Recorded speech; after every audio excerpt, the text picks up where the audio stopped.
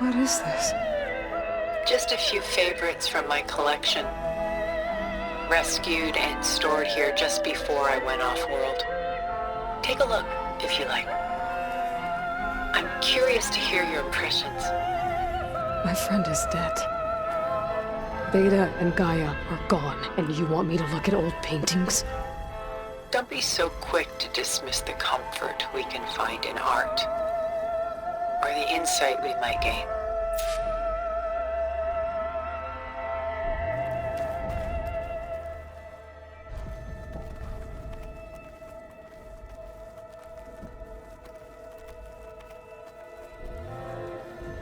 My favorite pairing on the left is Woman Reading a Letter by Vermeer, a true master. And on the right is a forgery, Woman Reading Music, which fooled experts into believing it was a priceless original. Early in my career, I became fascinated with such deceptions. Eventually, I developed scanning software that could detect fakes with unparalleled accuracy. Is that how you made enough money to buy your way onto the Odyssey? Oh no. I made my real fortune later. Selene and Endymion. She's the goddess of the moon, whereas he's a simple shepherd. Beside her is the god of love, Cupid. So she's sneaking up on him? More like visiting him in secret. The torch that Cupid bears represents Selene's undying infatuation with him. Though the two must remain apart, her love will forever burn.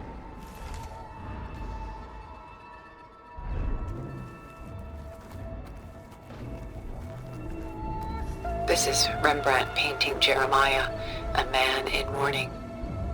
Mourning what? His home. The ancient city of Jerusalem. He foresaw its impending doom, but could do nothing to prevent it. So instead, he saved its treasures from destruction, just as I saved these works. You could say we're kindred spirits.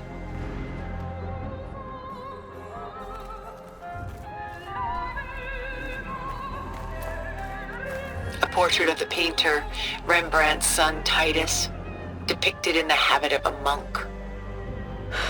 I don't get it.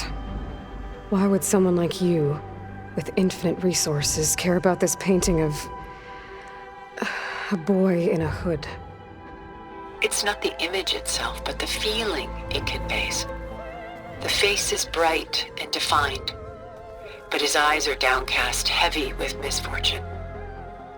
And the background seems to swallow all light. The painting is infused with a sense of loss. I guess I understand how the painter feels.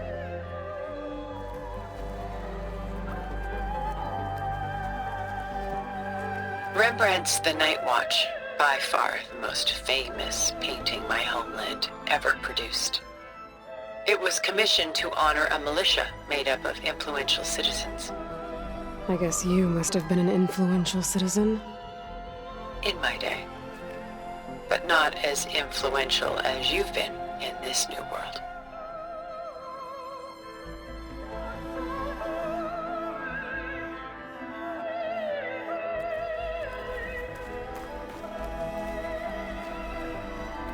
The Gust, by Willem van de Velde, the most famous of his many maritime paintings. A ship crossing into the unknown. I guess you're familiar with that. Indeed, which is why I appreciate this composition in particular. Though waves and wind threaten to destroy the ship, it perseveres, clinging to the light even as darkness closes in all around it.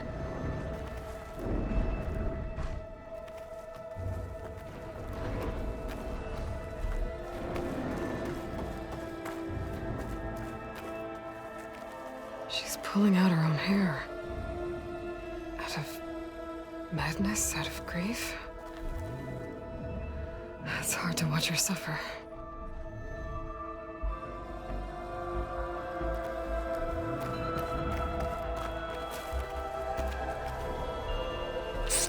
isn't it? Paintings weren't the only masterpieces of my people's golden age. This is Von Vianen's leaded ewer, molded from a single sheet of silver. What was it for? How like Elizabeth you are. Function over form. Its practical purpose was less important than its meaning. Von Vianen created it in honor of his late brother, who himself was a famous silversmith. A memorial. Yes. Such beauty from sorrow.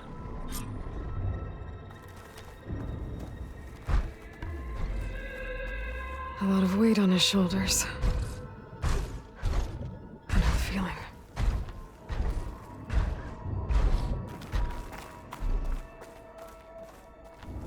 Done so soon? I've got more important things to worry about. We both do. There is much we are trying to save. Not the least of which is in that vault. There's nothing wrong with savoring such treasures for a moment more. Or come upstairs and we'll get down to business. Your choice.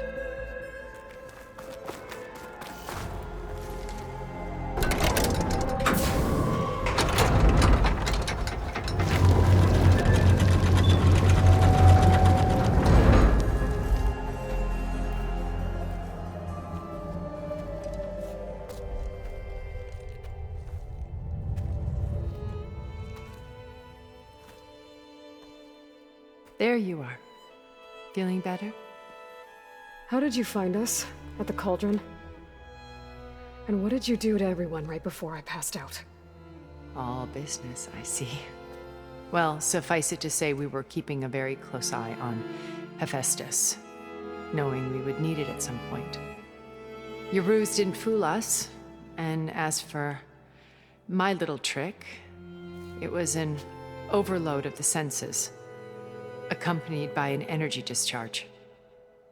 Gerard and Eric were only momentarily disoriented due to their shields, but it rendered you unconscious while I got you out. Perhaps some breakfast might steady you a bit?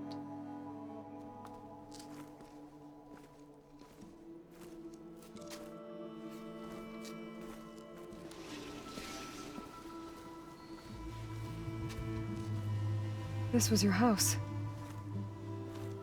The one you recreated for Beta, in the data channel you shared. How perceptive of you. Please, this way.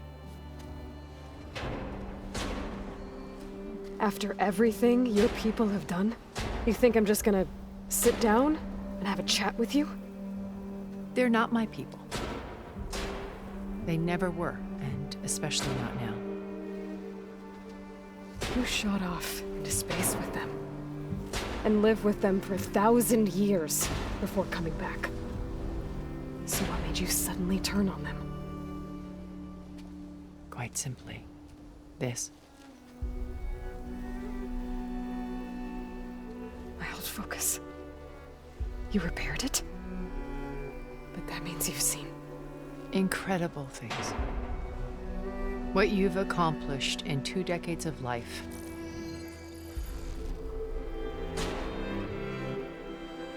A 1,000 years at my back and I haven't even come close.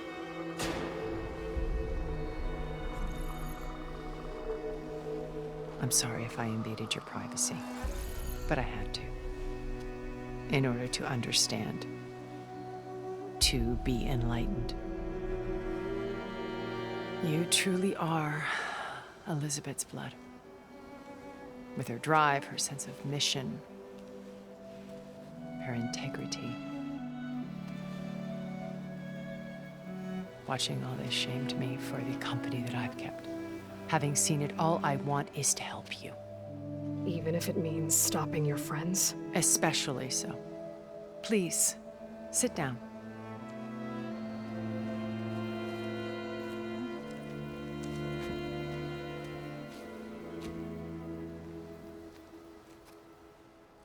There.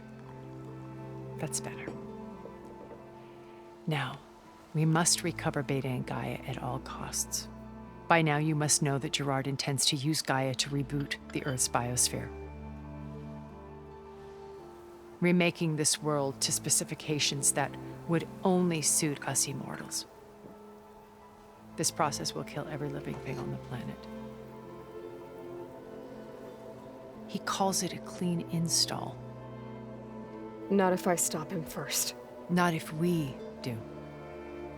And once he and the others are gone, we can work together to fulfill Elizabeth's dream. I'm sure Beta told you that there's a build of the Apollo database on board our ship. A complete collection of human knowledge. With that and Gaia, we could do everything Elizabeth wanted.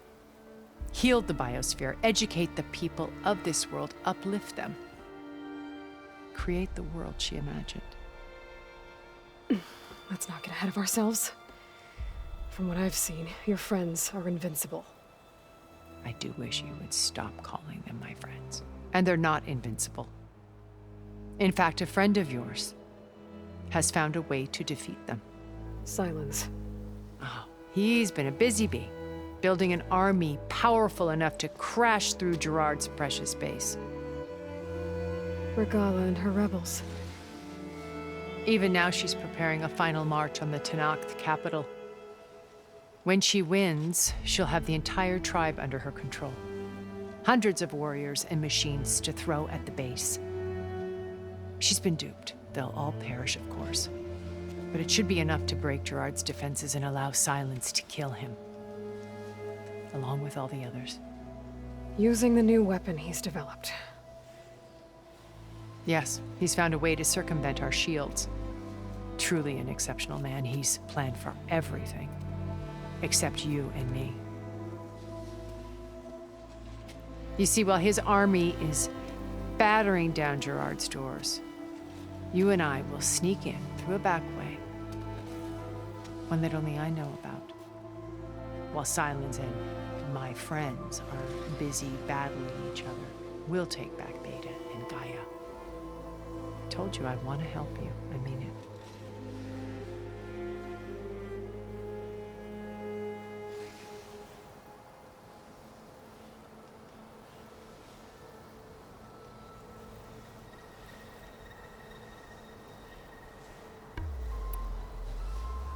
My old focus. How did you find it, let alone repair it? When we encountered you at the Hades Proving Lab, Gerard saw you as a redundancy. I knew better. You were a revelation. After your dramatic escape, bravo, by the way. Gerard and Eric assumed you were dead and gave up the hunt. I wasn't so sure. When the others were busy, I returned to the lab and searched for any trace of you. That's when I found this little treasure. Not easy to repair, but certainly worth the effort. As I watched your life unfold, you were like a splash of color on a worn canvas. What Liz was, and more. Did you show it to the others? Of course not. It was your actions that inspired me to defy them. It's worth noting that if I hadn't found it and watched its contents, I wouldn't have known to save you at the cauldron. You'd be dead. So I should be grateful? If you like.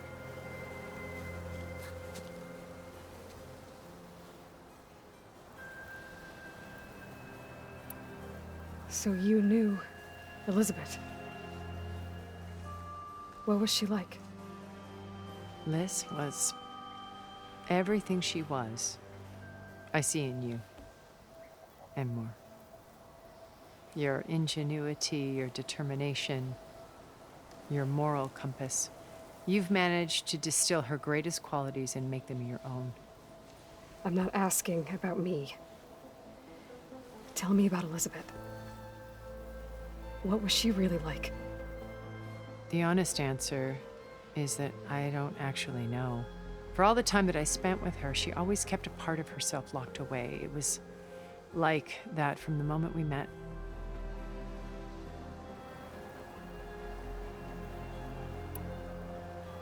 So when you met Elizabeth, she was what?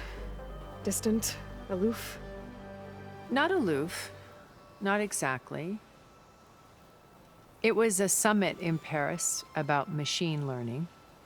a touchy subject in those days, because regulatory authorities were just starting to clamp down on AIs. Liz gave the keynote address. She had already achieved great renown for her work in automated environmental reclamation.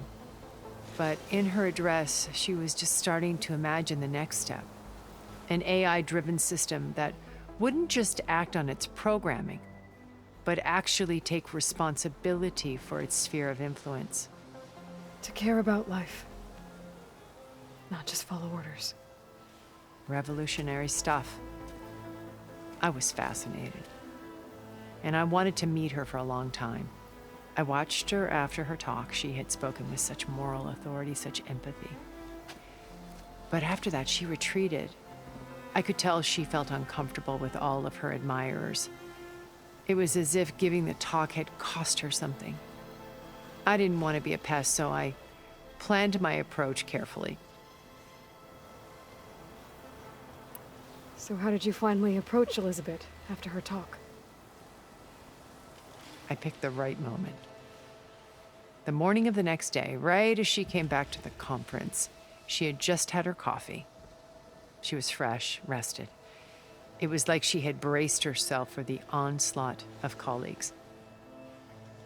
I asked if I could walk with her, then put forth a question about her talk that I thought was intelligent.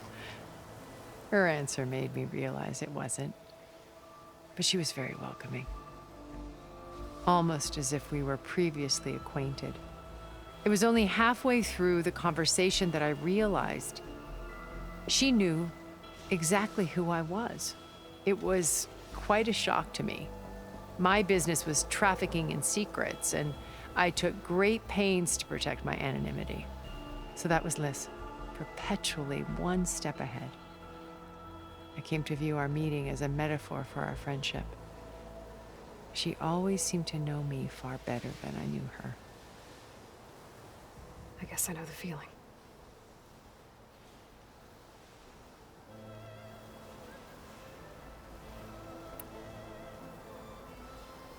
How do you know about Silence's plan? He isn't the only one adept at spyware. You hacked his focus? No, he's too careful for that. But his subordinates? Not so much. He gave additional focuses to the tribals he branded the Sons of Prometheus. The ones working with Regala.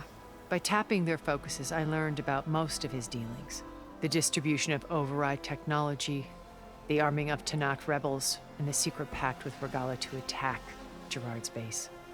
But how did he come up with a weapon that can take down your shields?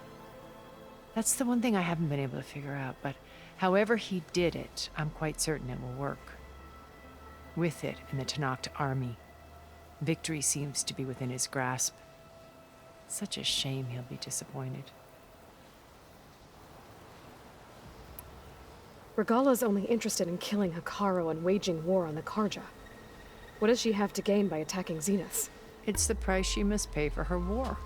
Without the ability to override machines, her little rebellion would have languished in the desert. So she trades with the Sons of Prometheus. Machines to help her overthrow Hekarro. In exchange for an assault on the base.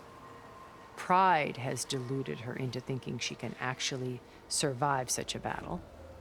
And all without ever knowing who the Sons of Prometheus really answer to. Yet for all of Silence's brilliance, still he underestimates you. That blind spot is what will allow us to take Beta and Gaia right out from under him. While hundreds of Tanakh are cut down outside.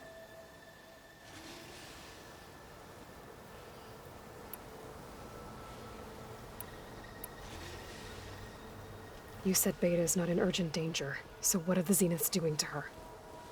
Putting her to work. Merging Hephaestus with Gaia. A difficult, time-consuming task, as I'm sure you know. They will compel her if need be. But her life is not in danger. She's the only one who can do it. Because you people made her to be nothing but a tool. Gerard's idea, not mine. They always viewed me with suspicion when I attempted any form of kindness towards her. That's why I created the data channel. A virtual place where we could speak in peace. So this channel you shared with Beta, none of the other Zeniths ever found out about it. Gerard believes he's the most cunning of all of us. Even after 1,000 years, he still can't imagine that I would outwit him. The channel allowed me to interact with Beta away from their mistrustful eyes. It offered us a chance to be ourselves. Until you cut off all contact. Yes, though it pained me. I was worried that our meetings would do her more harm than good. Well, she felt like you tossed her aside. I was afraid the others would find out and punish her. She may not have had the comforts of friendship anymore, but at least I ensured she was safe. I know it seems harsh, but you must believe that her well-being has always been paramount to me.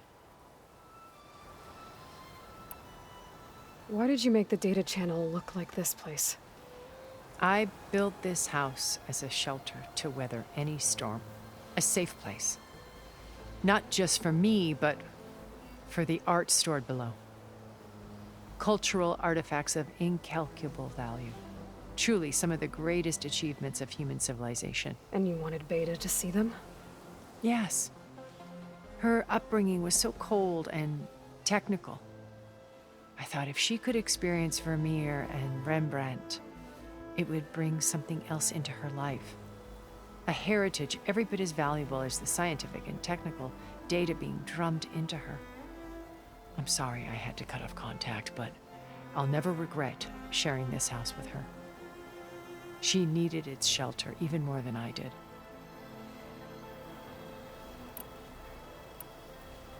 Beta told me your colony was destroyed. That you came back to Earth because you had nowhere else to go.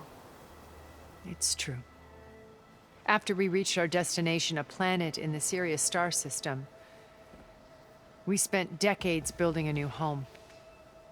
The physical constraints of Earth, the boundaries of mortality, gone. To think of what we could have done with it. It might have been a utopia. Instead, we stagnated, absorbed in effortless comforts and virtual realities. It took a cataclysm to finally yank us out of our stupor. What happened? A massive geological event. We knew of instabilities in the planet core, but we underestimated them. By the time the collapse was upon us, it was too late to stop it. Only a few of us made it to the ship in time. We set course for Earth, the only safe harbor left to us. Which you decided to make unsafe for anyone else. Not me. Gerard. He believes it's better to wipe the canvas clean than work around the smudges. No more primitive tribes, no more combat machines, only a blank slate to do with as he pleases. But we will stop him. All we have to do is get into that base. What exactly is your plan to sneak into the Zenith base? We will make use of a lesson I learned from an early age. Always know your exits. In this case, a place where Gerard's new construction meets the ancient foundation, a passage that only I can access. When Silence flings his army at the base, we will enter through this back door, bypassing most of the fighting. The distraction will provide us with a window in which to rescue Beta and Gaia. Once we're inside the base, where will we find Beta and Gaia? Here in the command center. By then, Gaia will have been reunited with all of its subordinate functions, including Hephaestus. What about the alpha build of Apollo on your ship? A simple matter of recovery once the others have been dealt with. With that in hand, we'll have everything we need to make this world as it should be.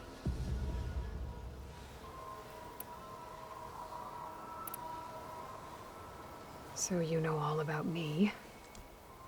What about you? What would you like to know? Well, start with your life on Earth. When I was 8, terrorists flooded my home city. thousands drowned, my parents included. I was one of the few who survived. My guardian sent me to boarding school. Among my peers, I was the strange girl, the orphan to be avoided. All because of circumstances beyond my control. Oh. So we're a lot alike, huh? Aren't we? You were an outcast.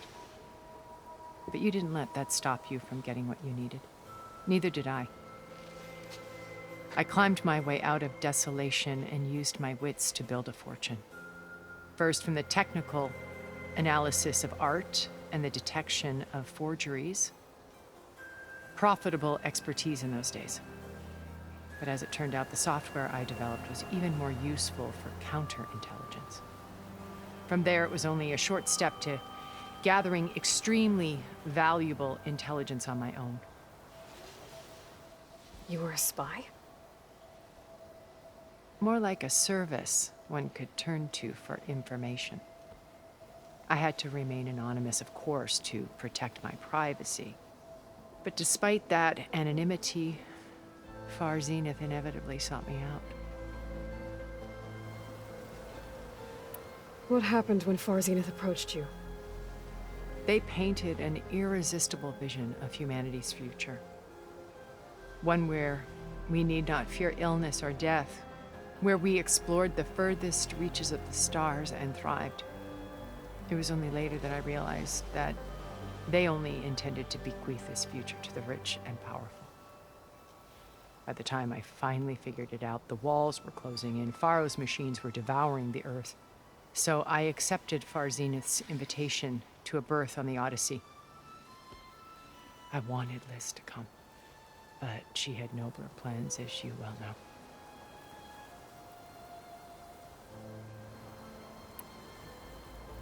So you didn't know the other Zeniths were monsters until it was too late? I knew some of them were, certainly. It wasn't until we were off-planet that I understood the true scope of their greed. I was grateful to simply be alive, but the others became obsessed with a kind of effortless immortality. They built a colony where machines serviced their every need, where any memory or fantasy could be endlessly savored in virtual reality. It wasn't life. It was stultifying, a pampered dream state.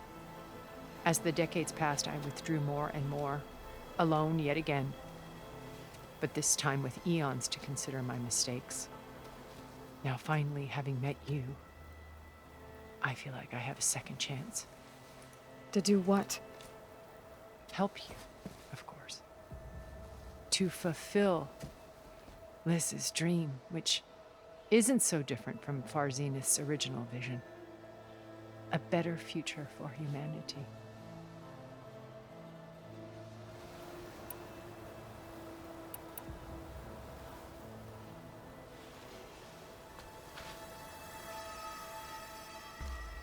First Varl.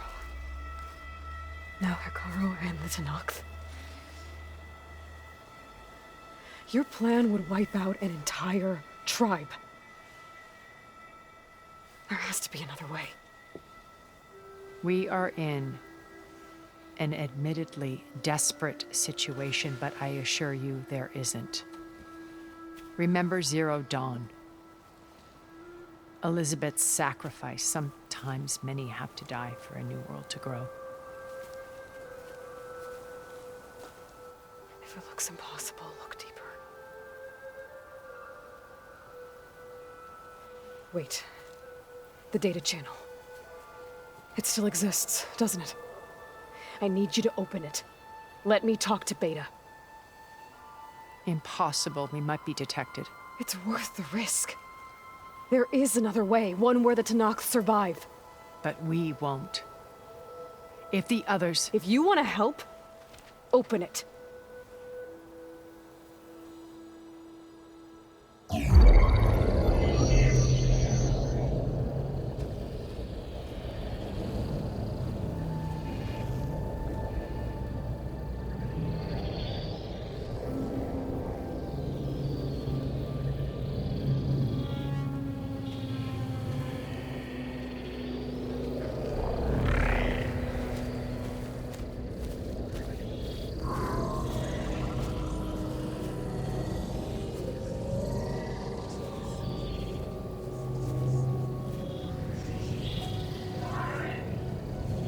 What are they doing to her?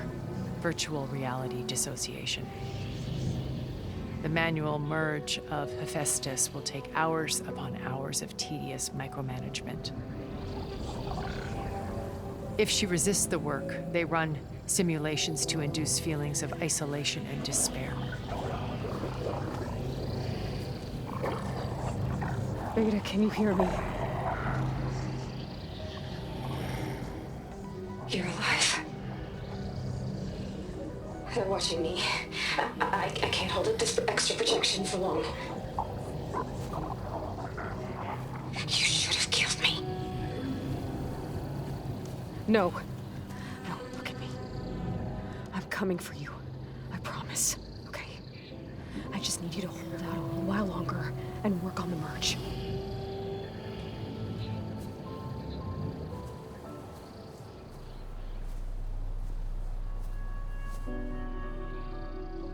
Then I think it can be done. I'll contact again when it's time. Can you hold on? As long as I know you're coming for me, I can endure anything.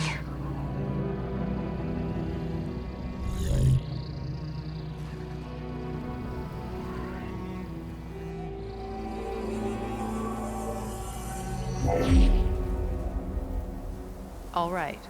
I did as you asked. Now I think you need to tell me what you're planning. I'm going to take Sylens' army away. I don't need it. Only the weapon he made to penetrate your shields. And how do you propose to get it? Ask him nicely? Without Regala and her rebels, he won't have a choice. We'll be his only option. Only option for what? What did you tell her? That is between me and my sister. Will be Sylens' only option for crashing that base. I'll tell you the rest later. But first, there are a couple of things I have to do. Oh. And what are those? Lay my friend to rest. And then I'm going to use the override that Beta gave me at Gemini to put an end to Regala's rebellion. From the air.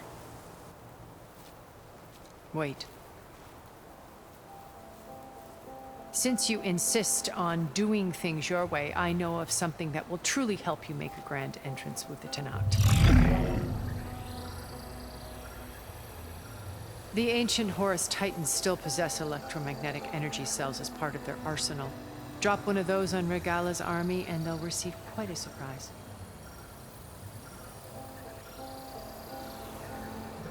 So go, do what you must. I'll come to your base if you manage to bring Sylens to the table. Not if. When.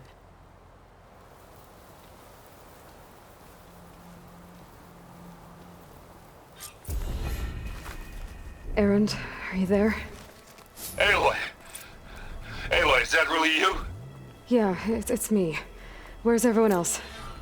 We're all... we're back at base. What happened? It might be easier to explain in person. I'll try to join you there when I can. Okay. We'll wait here for you. It's good to hear your voice, Aloy.